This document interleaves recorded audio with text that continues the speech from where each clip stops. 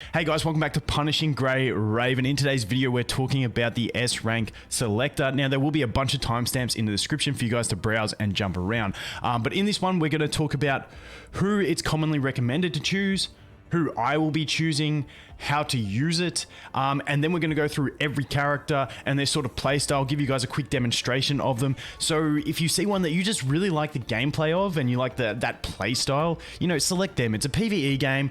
Honestly, it's about having fun. So choose something if you think it's really going to give you enjoyment in the game. So let's get into it.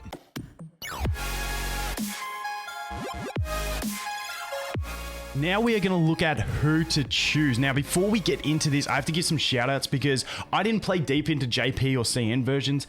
So I did go into Discord to browse, and there was a common theme I was seeing on Discord, and I think I found the originator of all this information. So I want to give some big shout outs before we go any further in this one. I'm just changing my screen so you guys can see this. So I think Whiskey Titan was the one. He's got a video about the S rank selector, which is really nice, where this is the information I'm going to relay just for this portion of it. Then I'll go on and tell you guys my ideas and then give you guys some gameplay. But Whiskey Titan, massive shout out to this dude for his information, because like I said, the common theme on Discord seemed to have originated from him, but don't quote me on that. So while we're here, I wanted to give some other big shout outs. One to Rexlent. Rexlent is like a veteran CN player, absolutely amazing. He's done like all the translations for the game, databases, all that sort of stuff.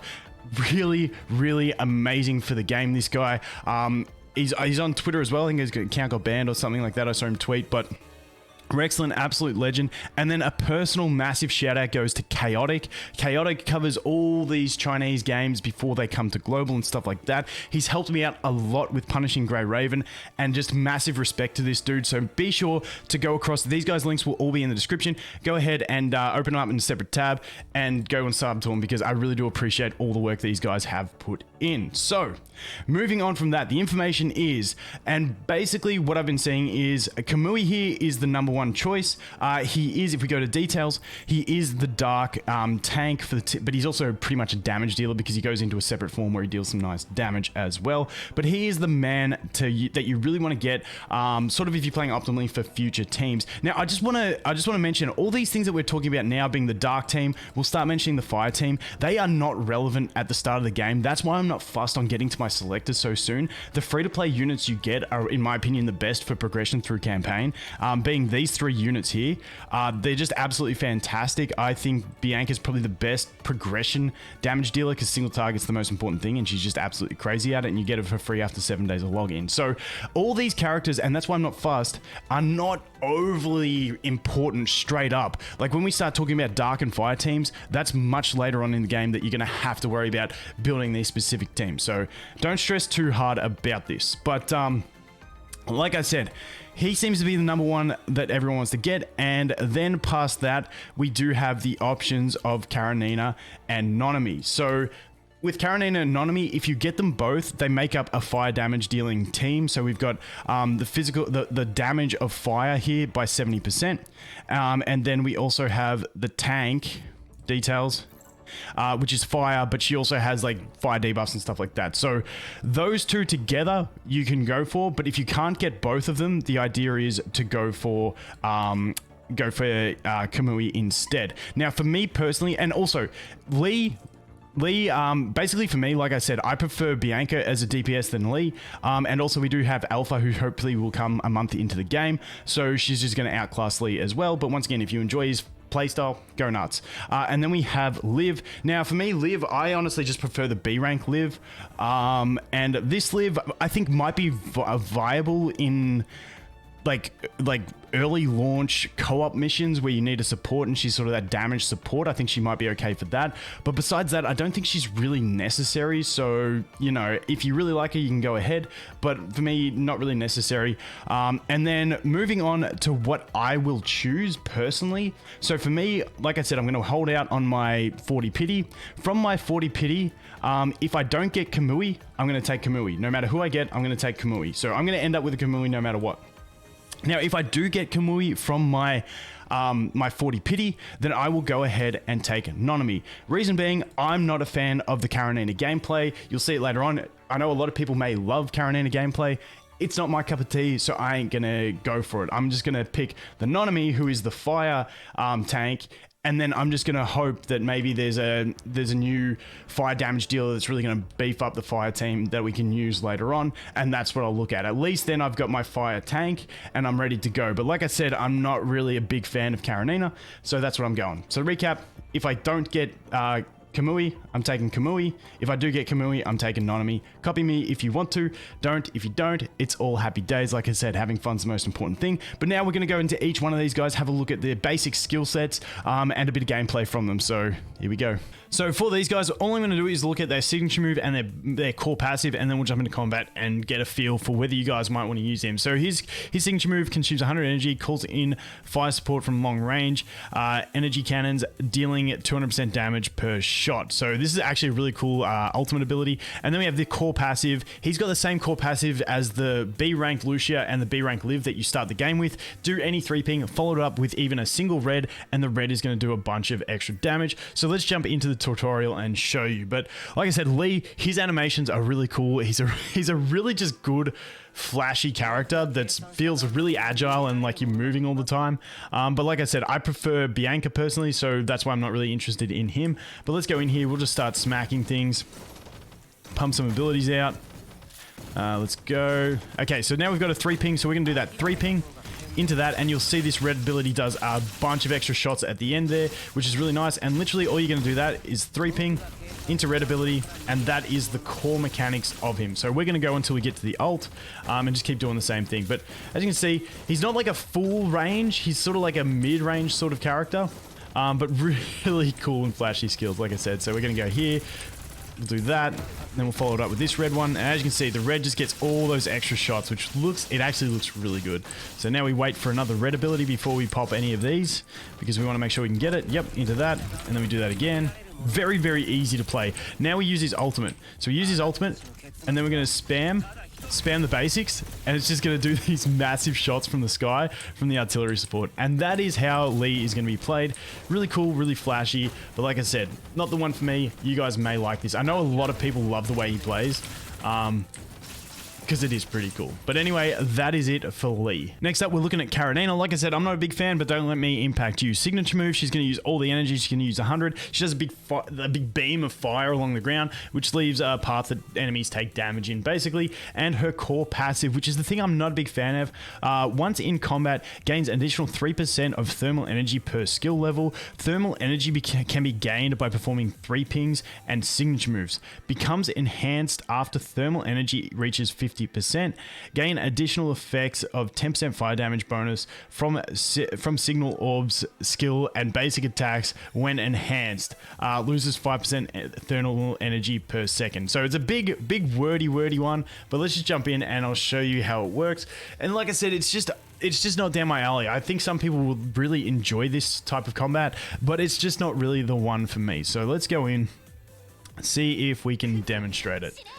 So she's a melee character, even though she's got a cannon. So you can see the bar down the bottom, and once that gets above 50%, she will start dealing that extra damage. So here we go. We're going to just start whacking things. We basically want to do 3-pings, because 3-pings are what's going to generate that energy. And I feel like with her, and don't quote me because I haven't played much of her, you actually want to store up. See, we're at 11 of 16, because once you start gaining the energy, it starts draining at 5% per second. I feel like you want to stack as much as you can. So you see, I've got 16. So we want to do as many 3-pings in a row as we can. So we're just going to go like this. We're going to do that 3-ping. We're going to pop that, pop that, pop that, pop that. And as you can see, like you can see it, you can see it going down. So she does have that fire energy, that extra fire damage going as well. And then you lose it again. But when she uses her ult is when she's really going to gain. So as you can see, we're going there. It's going down again, losing that extra fire damage. Now we can use her ult. It's going to go and give us a full bar. And now we've got all that extra fire damage coming out, and we can try and maintain it as long as we can by using abilities. So she's sort of core around using her ult, stacking everything up, and then trying to keep that bar as high as possible. And that's pretty much the main way you gonna look at playing her. So unfortunately we didn't have the best drops. We get back about 50%. As you can see, you can actually maintain it a fair while if you get good ability drops. And as you can see, we've kept it up there the whole time. So we're just gonna let this completely drain out. and then I'll use the ultimate again, and then we'll try and just spam abilities. So right now we're just charging up abilities. I'm going to spam this. So there goes the ult. We get a full bar. And then we're gonna try and get those 3 pings happening. There's another one. Oops, you shouldn't use 2-3 pings in a row if you're at full. You want to wait till you get a bit lower, and then you actually need it. So that was bad play by me. So we're just going to do this, get that, keep it up. And that's the basic play. Like I said, it's not... Some people may love this sort of maintenance on abilities, and you can get like a really high uptime with it, but it's just not my favorite type of combat, personally. Anyway... That's it for Karenina. Now for Nanami. Now the first thing we're going to look at is her core passive. She enters overclocking mode after performing her signature move. Basic attacks will deal fire damage and reduce fire resistance of the target by 7.5% for 8 seconds. Now when we combine that with her signature move only costing 30 energy, she can actually keep it up fairly well. She charges the target and deals 450% fire damage, which ain't too bad. Now the cool thing is her QTE, and this is why she's a good support for the fire teams, is going to reduce enemies' fire resistance by 5% with that QTE, which is nice to have added effects. And then she's got like where is it? Not the super armor one. This one, defense and fire resistance of all party members increased by 15% and 10%. So like she's got some nice little passives as well on top of that core passive to be a bit of a support type character. And then has a 30% chance to carry out explosion that deals 25% fire damage when performing with fire attacks. I don't think that actually happens on her QTE, but I could be wrong. But anyway, let's jump in and check out her skills and how she actually functions. So it's literally, you're just going to want to be doing her signature move, and then you get the extra damage. You're still going to want to aim for 3 pings to get the better scaling on that damage, but basically signature move gives her a buff and away you go. And you can play this 2 different ways. You can sort of ramp up that energy, and then you can just keep spamming it depending on the situation you're in. I really do like her with the rollerblades. I just feel like it's a cool feeling. So let's go here, start smacking things. I'm still going to aim for 3 pings. I don't know if it's optimal. Don't quote me because I haven't played her a hell of a lot. We're just going to do this. Oops, I didn't have to double ping there. And as you can see, ult's already. So what I'm going to do is I'm going to play this way so we can generate a bit extra. And as you can see, the abilities fell pretty horribly, but let's go ahead and use it. And as you can see, you've got 3 stacks of it. Now, they do overlap, so I just want you to look at her signature item right now, and you've got the white bar around it. And once we get up to the next one, it should give us another available ability. So I'm just going to keep spamming basic attacks just so I can show you guys. And pew, pew, pew, pew, pew, pew, pew. Maybe it doesn't after that. There it is. There's the white bar. You can see we've got the second white bar, which means we have 2 uses of it. So we can sort of go like this. And then we can... Wait, missed it. So there we go. As you can see, we got that bar up. And then we can do it again. And it refreshes the duration. And then we can go like that. And then we can get that ability up again. And you can see where it's like a really active sort of trying to manage your energy and get that extra damage out. But it's some pretty nice damage. And then we can go again. And we're just going to do this. Get that extra deeps out. Boom, boom, boom. And now it doesn't take too long because you've been going ham, and then it's available again. Now we're going to struggle this time due to the fact that we don't actually have many abilities available to us. But that's a basic feel for it. I just I just really like the look of the skills, man. The skills look savage. And away we go. But that is Nanami. Most of the time, I don't know if you can use her as a main damage dealer. Like I said, I haven't got too much experience with her, but you know, in that support role, she just has some good support abilities as well, but pretty cool and fun playstyle on top of that as well, where you're going to be spamming your ult lots. I enjoy spamming ults, so that's just something that I find enjoyable. But anyway, that is Nanami.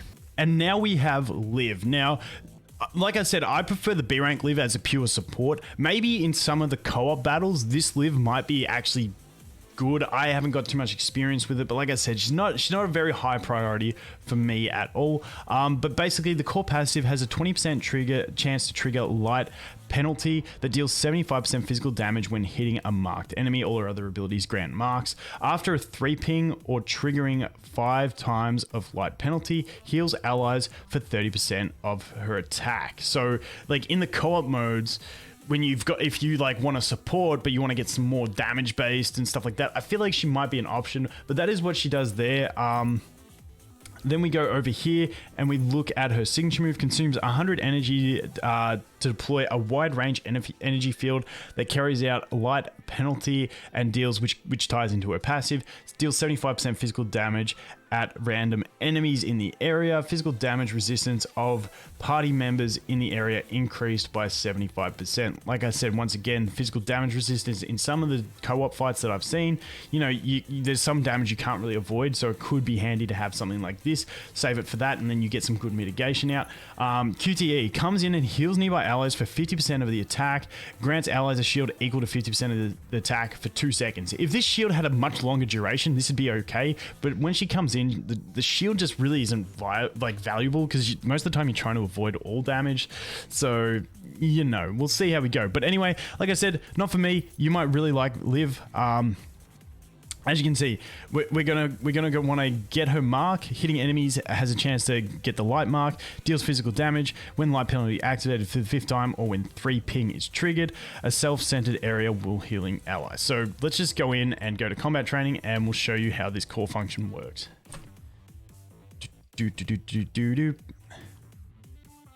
Let's go. Loading. I do like the look of this Liv though.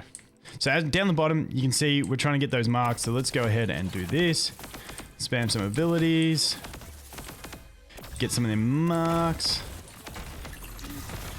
Like pretty, they are pretty flashy abilities, to be fair.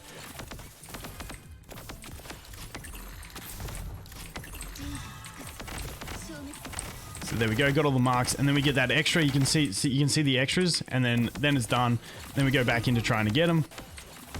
I don't know, it's sort of like a, it's just not a thoroughly enjoyable playstyle for me either. But let's do that, and that's gonna give you that mitigation. She does this nice little flashy dance.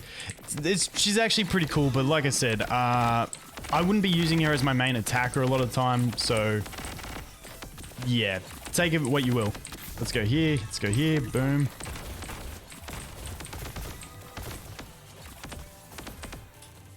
Very sort of slow moving, just like sluggish when she's actually using her abilities.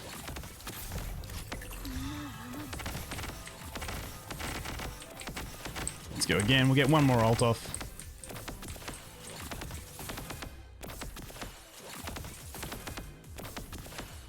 And away we go. As you can see, stacks it and gets those added waves, and it just like, and that's the cool thing about her ult. You could see when her ult was going, she's just highlighting all those marks and then just repeating, just refreshing through all of the marks. But that is going to be it for Liv. And finally, we have Kamui. Now, unfortunately, he's the only one that I haven't pulled on my game yet. So we're going to have to just look at the video of him, and I'll go through the wiki and show you guys his skills quickly. So let's jump over here, and we'll go to the full screen and take a look at his skills. So there we are there. Okay, so basically, once again, we'll look at the ultimate skill and the passive as the main thing. So his ultimate skill is going to enable dark mode. So his abilities change, as you can see up here. His red orb cross/slash the target, dealing damage and additional dark damage. When in dark mode, leap forward, dealing dark damage. So he becomes more dark damage based once he uses his ultimate. It changes form. Really cool. I love form changing type things where it changes your abilities and stuff like that. I absolutely love that sort of thing in games. So his ultimate skill, dark mode, can be activated when energy is above 60%. 60, which is 60%. All skills will be changed, and Kamui gains anti-CC. 8 energy is depleted per second. So it's one of those ones where he's going to be just depleting it as he goes. Exit dark mode when energy is depleted. Dark damage is increased by 10/20%. Now you may say, but you didn't want to play Karenina. This is exactly the same. Yes, but this has form changing, which I enjoy. Plus, he's the only dark unit, so, you know, it's just one to put in my back pocket. I'm going to be using all like B and A's anyway through most of my progression. I'm not going to use any of these S's until we get banner units. So that is that. And then his core passive is consuming 3 orbs, gains an additional 10 energy, and receives less physical and dark damage when in dark mode. So not too bad from that either. All you're going to want to do is basically, with his gameplay, it's very simple. Get 3 pings, because they're going to give you more energy, better, longer dark form. pretty simple. So he starts in his normal form, get to 60, pop ult, dark form, and I feel like he's going to be able to maintain that dark form pretty well, especially if you pull up some energy and stuff like that. So, you know, in an early fight, if you've got a boss at the end, you get some waves early on, you just stack up all that energy. Then we get to the boss fight, you pop it, you're at 100, so you've got a long time to get down. You can use more abilities, get more energy. So let's go ahead and just take a quick look at him here.